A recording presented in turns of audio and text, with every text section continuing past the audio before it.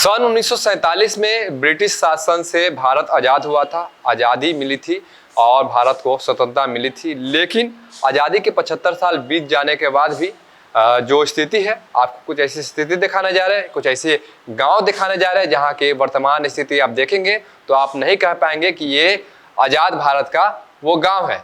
हम इसलिए कह रहे हैं क्योंकि अंग्रेज के शासन के समय में लगान लिया जाता था। लगान जो टैक्स वसूला जाता था, जो अंग्रेज जी हुकूमत थी वो टैक्स वसूलती थी, चाहे वो किसान से हो या मजदूर से हो, सभी से लगान लेते थे। लेकिन आज का वो दौर, आज का वो जमाना जहां पर देश आज़ाद हुआ है, 75 साल हो गए आज़ादी के, और दुनिया जो है चांद तारों पर जाने की बात करती है और सरकार जो है विकास के दावे और वादे करते हैं, लेकिन उसकी जमीनी हकीकत क्या है।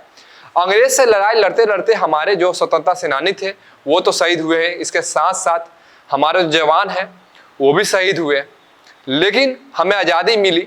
लेकिन ऐसी जगह की बात करेंगे जो मुजफ्फरपुर में है, बिहार के उत्तर बिहार का मुजफ्फरपुर, जो उत्तर बिहार का राजधानी कहा जाता है। मुजफ्फरपुर का एक ऐसा गांव जो कटरा प्रखंड में पड़ता है, और कटरा प्रखंड मुख्यालय को पार करने के लिए, यानी कि मुख्यालय तक जाने के लिए इस गांव के लोग जो है वो टैक्स देते हैं, यानी कह सकते हैं पैसा देते हैं। पैसा किस लिए देते हैं, मैं आपको बता दूं कि पैसा इसलिए देना पड़ता है क्योंकि आपको गांव को पार करके मुख्यालय पर जाना होता है, यानी कि प्रखंड मुख्यालय पर जाना होता है। यहाँ पर आबादी की बात करेंगे तो लगभग कई पंचायत है इस क्षेत्र के, जहां पर आप ये बात कर लें तो 20 से 25 हजार की आबादी, इसको आप कह सकते हैं 20 से 25 हजार की आबादी वाले गांव, और जहां के लोग हैं जो पार करते हैं और प्रखंड मुख्यालय जाते हैं और वहां पर पैसा देना पड़ता है। जी हम बात कर रहे हैं कटरा प्रखंड के, तो कटरा प्रखंड मुख्यालय से सटा हुआ पंचायत भी है और उसको गांव भी कहते हैं, बसघट्टा, जहां पर बाढ़ के समय क्या होता है कि वहां पर पानी आ जाती है और वहां के लोग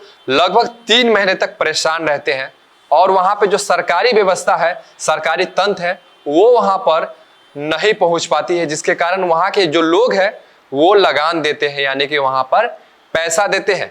आपको बता दें कि पैसा कौन कौन लोग देते हैं। पैसा जो है पैदल चलने वाले लोग देते हैं। वाहन के तो पैसा आपने सुना होगा कि आप टोल टैक्स पे जाते हैं, कहीं भी अगर हाईवे बना हो टोल टैक्स पे जाते हैं तो वहां पर पैसा देना होता है, जो बड़ा वाहन होता है। लेकिन इस गांव की बात करेंगे तो यहाँ के जो लोग हैं वो अगर जाते हैं, पार करते हैं, उस गांव को पार करते हैं तो वहां पर टैक्स देना होता है, चाहे आप पैदल होंगे उसके लिए भी चार्ज रखा गया है, 5 रुपया 10 रुपया। और अगर वाहन से है, 2 चक्का वाहन से है तो आपको 20 रुपया देना होगा। 2 चक्का वाहन पे अगर 2 से 3 आदमी है उसके लिए अलग चार्ज रखा गया है। इसके साथ ही अगर 3 पहिया वाहन है उसके लिए भी अलग चार्ज रखा गया है। आखिर ये चार्ज क्यों लिया जा रहा है, तब मैं आपको सबसे पहले पूरा मामला बता दूं कि चार्ज इसलिए लिया जा रहा है क्योंकि ये गांव में जो है वर्षों से आज़ादी के बाद अब तक जो है किसी की ध्यान नहीं पड़ी, चाहे वहां से जो भी प्रतिनिधि चुनाव जीते हैं उनकी भी ध्यान वहां तक नहीं गए।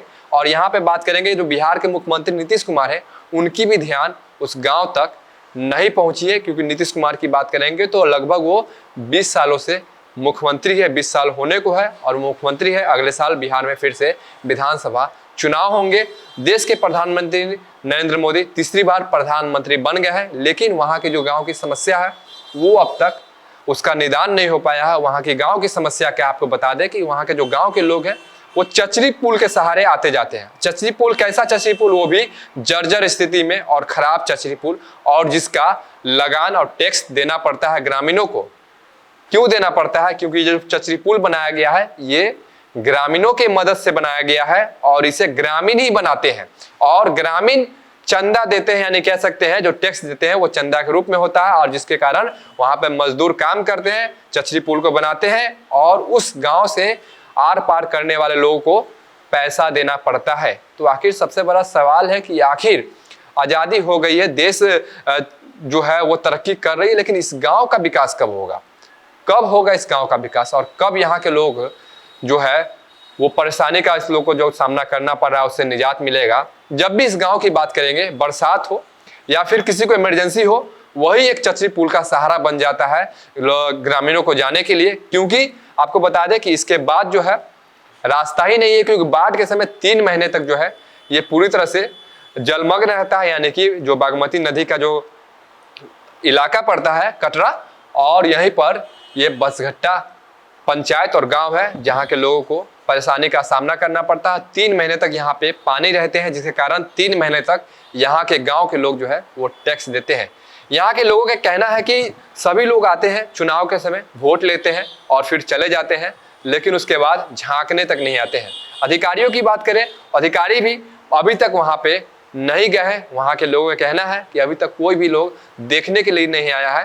तो आखिर ये कब तक चलेगा, ये सबसे बड़ा सवाल है। सबसे पहले तस्वीर देखिए, ये जो तस्वीर है आप साफ तौर पे देख सकते हैं किस प्रकार से लोग यहाँ पर आते और जाते हैं।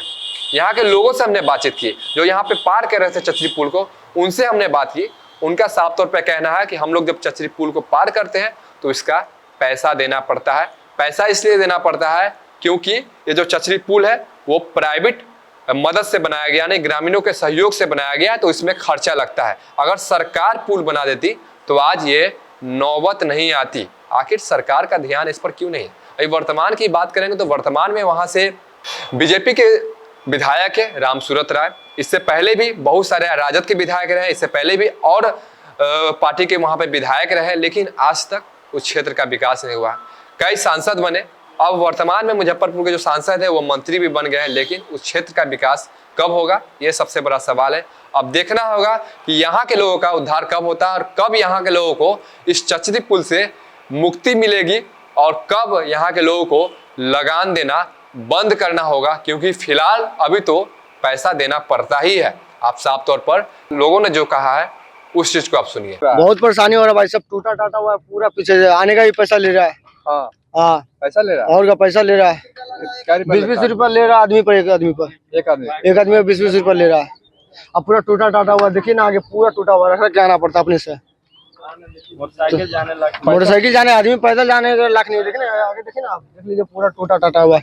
अब इसका भी 20 रुपया मांग रहा है, आने का 20 रुपया, जाने का 20 रुपया, 2 आदमी है तो 40 रुपया आते जाते।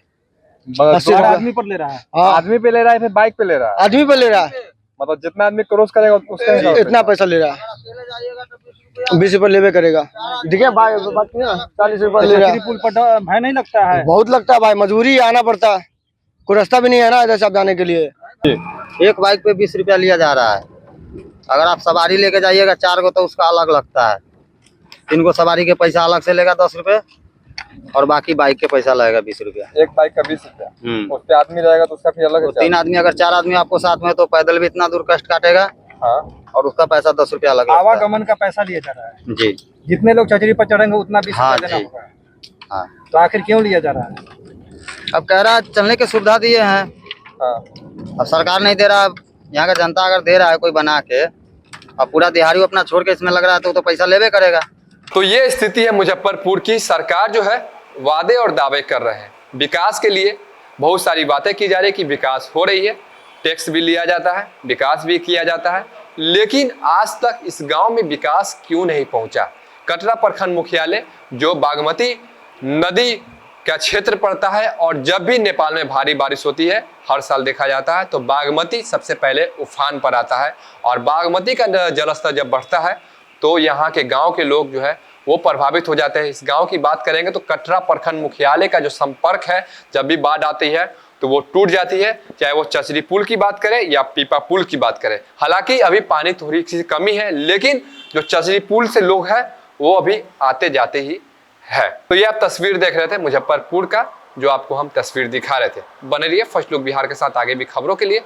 तब तक के लिए नमस्कार।